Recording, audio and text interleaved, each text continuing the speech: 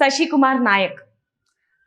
ఈ మధ్య కాలంలో సోషల్ మీడియాలో చాలా హల్చల్ చేస్తున్నావంట, ఏంటి సంగతి? హల్చల్ ఏం లేదు మేడం, జస్ట్ వీడియోస్ చేస్తున్నా, వైరల్ అవుతున్నాయి. ఓకే, సో నువ్వు ఏం చేసినా కూడా జనాలందరూ అంటే చాలా మాట్లాడుకుంటారు, వైరల్ అవుతుంది, ట్రోల్స్ చేస్తారు, మీమ్స్ అన్ని మీ మీదనే అంట కదా? అలా ఏం లేదు మేడం, నా మీద ఏముంది, ఓకే. జరుగుతుంటాయి. సో అసలు ఎక్కడి నుంచి స్టార్ట్ చేయాలి? అంటే చాలా ఉన్నాయి నా మైండ్లో క్వశ్చన్స్, ఒకదాని తర్వాత ఒకటి అడుగుతాను, బట్ ఇది అడగాల, అది అడగాల, ఈ క్వశ్చన్ అడగాల అని చెప్పి నేను చాలా కన్ఫ్యూజన్ ఉన్నాను. ఇదంతా కాదని చెప్పి ఫస్ట్ స్టార్టింగ్ నుంచి మాట్లాడుకుంటే అసలు సోషల్ మీడియా జర్నీ ఎలా స్టార్ట్ అయింది? యాక్చువల్లీ నేను డాన్స్ కొరియోగ్రాఫర్ అండి, నా ప్రజెంట్ అది. నేను నా ఇంటర్మీడియట్ అయిపోయిన తర్వాత డాన్స్ క్లాస్లో జాయిన్ అవ్వడం జరిగింది. అక్కడ నుంచి ఒక 2 years నేర్చుకోవడం జరిగింది. 2 years నేర్చుకున్న తర్వాత ఇక నేనే మాస్టర్గా నేర్పించడం జరిగింది. 2 years డాన్స్ నేర్చుకున్న తర్వాత ఇంకా కొరియోగ్రాఫర్గా స్టార్ట్ చేశాను. ఓకే, కంప్లీట్గా నేర్చుకున్నాను. వర్క్ అంతా నేర్చుకున్న తర్వాత నేనే ఓన్గా స్టూడియో రన్ చేయడం జరిగింది. తర్వాత ఇక టిక్ టాక్ వచ్చింది. టిక్ టాక్ నుంచి వీడియో స్టార్ట్ చేశాను. కొంచెం వన్ మినిట్ అందరు సోషల్ మీడియా ఇన్ఫ్లుయెన్సర్స్ ఎలా స్టార్ట్ అయింది జర్నీ అంటే ఫస్ట్ టిక్ టాక్ అని అంటున్నారు. సో టిక్ టాక్ అందరికి చాలా హెల్ప్ఫుల్ గా అయిందా? హెల్ప్ఫుల్ అంటే చాలా మంది ప్లస్ అయింది మేడం. ఎందుకంటే టిక్ టాక్ లోనే కదా ఈ రోజు ఇన్ఫ్లుయెన్సర్ అందరం బయటపడింది. అంతకుముందు ఈ యాప్స్ లేకుండే, ఎలా బయటకు వచ్చే వాళ్ళం అంత రూట్ కూడా లేదు. కాబట్టి టిక్ టాక్ రావడం వల్ల సో మన టిక్ టాక్ ఒక ప్లాట్ఫామ్ అని అది ప్రూవ్ అయింది. కాబట్టి అందరం కూడా మీరు బయటపడుతున్నాం ఇన్స్టాగ్రామ్, యూట్యూబ్ ద్వారా. అంటే నేను ఇంటర్వ్యూ చేసే ప్రతి వాళ్ళలో నేను ఒకటి గమనిస్తున్నాను, అందరూ టిక్ టాక్ నే ఫస్ట్ కీ పాయింట్ గా తీసుకున్నారు. ఎవరు టిక్ టాక్ లేకుండా ముందుకు వచ్చారంటే ఇంకా వాళ్ళ కోసం నేను వెయిట్ చేస్తున్నాను, అలా ఎవరైనా ఆన్సర్ చెప్తారేమో అని. బట్ సో ఎనీవేస్ కంగ్రాచులేషన్స్, ఎందుకంటే సోషల్ మీడియా ఇన్ఫ్లుయెన్సర్స్ అందరికీ హ్యాట్స్ ఆఫ్ చెప్పాలి. ఒక నార్మల్ పర్సన్ జనాల్లో ఒక సెలబ్రిటీ హోదా తెచ్చుకుంటున్నాడంటే అది చాలా ప్రౌడ్ మూమెంట్. అండ్ సో ఇప్పుడు ఏంటి, శశి కుమార్ అనగానే చాలా మంది బయట వైరల్ అయ్యావు కాబట్టి అందరూ సెల్ఫీస్, ఫొటోస్ అని బిజీగా ఎలా అనిపిస్తుంది ఆ లైఫ్? చాలా హ్యాపీ అండి. ఫస్ట్ టైం నేను నేర్చుకున్న డాన్స్ కి సాటిస్ఫాక్షన్ అయితే ఉంది.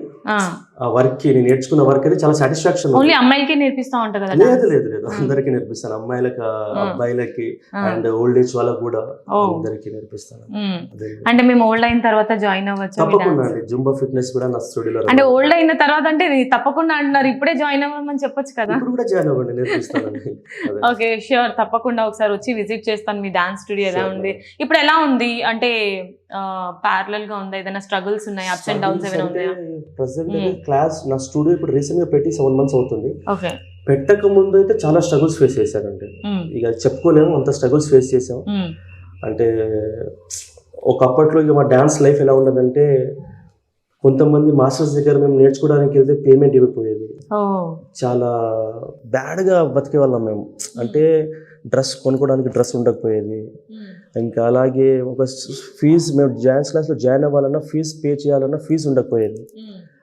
అంత లైఫ్కి ఇప్పుడు ఆ కష్టాన్ని కష్టపడి పడుతూ పైకి వచ్చిన తర్వాత ఒక స్టూడియో పెట్టుకున్న తర్వాత అప్పుడు సాటిస్ఫాక్షన్ కనిపించింది. అరే మనం నేర్చుకున్న వరకు ఈరోజు కొంచెం సాటిస్ఫైడ్గా ఫీల్ అవుతున్నా, చాలు అనిపించింది. నేను నేర్చుకున్న ఒక నమ్ముకున్న ఒక వరకు నాకు ఇంతవరకు లైఫ్ తీసుకొచ్చింది. ఇంతవరకు నేను కొంచెం కొంత ఒక పేరు సంపాదించుకున్న అనే నమ్మకం నాకు వచ్చింది. సో ఈ ప్రొఫెషనల్ లైఫ్, ఇప్పుడు నువ్వు సోషల్ మీడియా ప్లాట్ఫామ్ ని ప్రొఫెషనల్ లైఫ్ అని అనొచ్చా? Professional life. మరి డాన్స్ దీన్ని కూడా, ఈ కొరియోగ్రాఫర్ ని కూడా ప్రొఫెషనల్ లైఫ్, ప్యాషన్. సో ఈ రెండింటిని ఎలా మేనేజ్ చేస్తున్నావు?